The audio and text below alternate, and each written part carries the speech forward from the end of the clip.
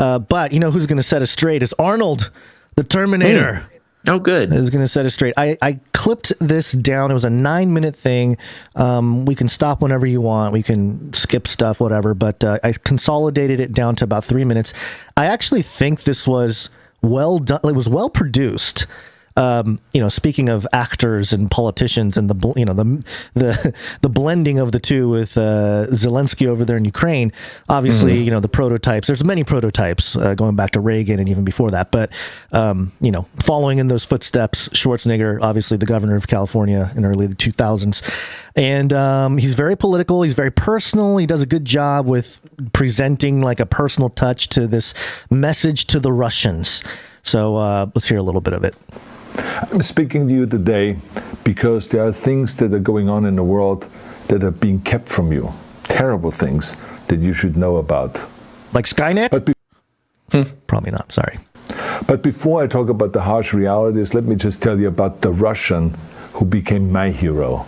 That ever since... So I skipped the whole part where he talks about the Russian weightlifter that he idolized as a kid, and his father was part of the Nazis, so he didn't like the poster of the Russian guy on the wall, but he sided with the Russian people, and he loves Russian people. He does a whole thing there.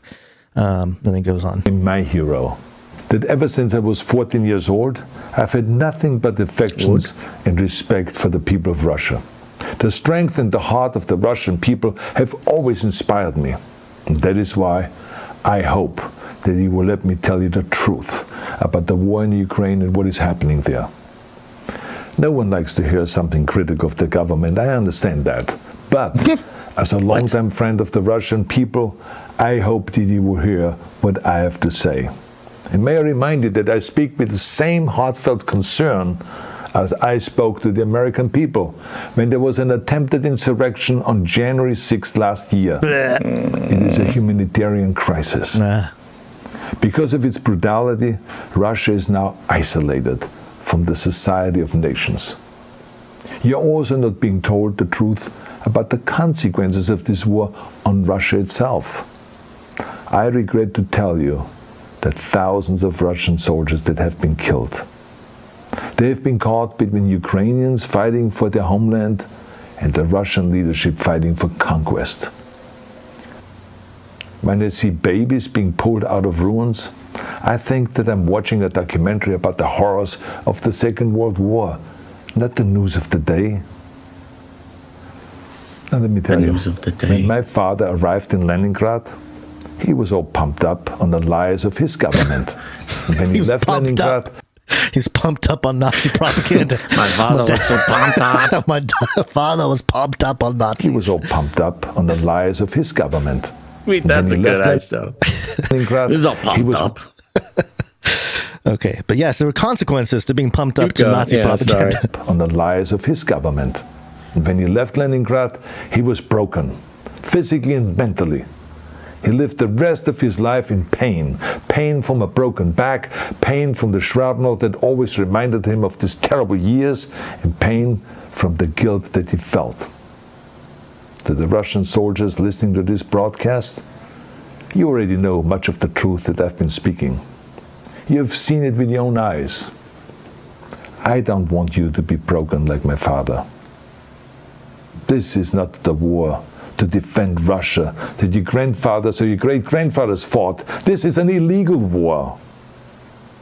Your lives... See, they needed the UN Council to vote on stuff so Arnold can go out there illegal. Right, and call it an illegal war. Grandfathers or your great-grandfathers fought. This is an illegal war. Your lives, your limbs, your future. He meant limbs, but he says limps, right? He did say limps. Yeah. But the caption says limbs, so if there was no caption, I wouldn't know what he's talking about. But I mean, they both barely make sense. let him finish. War. Yeah. Your lives, your limbs, your futures are being sacrificed for a senseless war condemned by the entire world. Now, to those in power in the Kremlin, let me just ask you, why would you sacrifice those young men for your own ambitions? So I urge the Russian people and the Russian soldiers in Ukraine to understand the propaganda and the disinformation that you're being told. I ask you to help me spread the truth. Let your fellow Russians know the human catastrophe that is happening in Ukraine. And to President Putin, I say, you started this war. You're leading this war. You can stop this war. There you go. Screw your freedom. Yeah, okay. I don't know if I got anything much out of that. This is like, what exactly is the point of this? He's trying to cause the Russians to revolt against Putin? Yeah, see, that's kind of what I came away with, was like, what is the point? Like, what are you trying to, like, what's the call to action here? Is it just to speak up against, you know?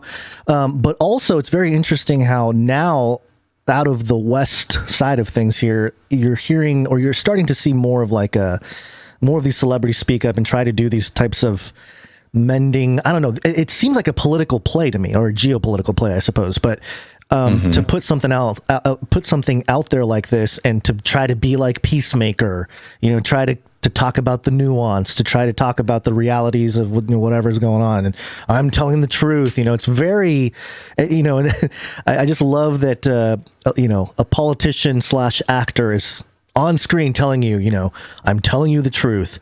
You are being fed propaganda, and I want to make sure you don't believe the propaganda. And it's like, wow, man, that is bizarre. It was so generic. He did a good job. What? I think he did a good job of appealing to the wider normie masses with this. Yeah. Well, it was just so generic. Like you said, there's no call to action. There was no real passion. I mean, he had this personal story about his father, right. But, you know, the story was, my father felt regret. Right. After something bad that he did. It's like, okay, all right. Yeah, I mean, that's a pretty relatable thing to talk about, I guess. Well, let's, real quickly, if you don't mind, let's keep going, talk about how the New York Times relayed this whole thing. And their headline for this story is, why Arnold Schwarzenegger taped an impassioned video to Russia telling Putin, stop this war. Let's see, an emotional video posted across social media Thursday.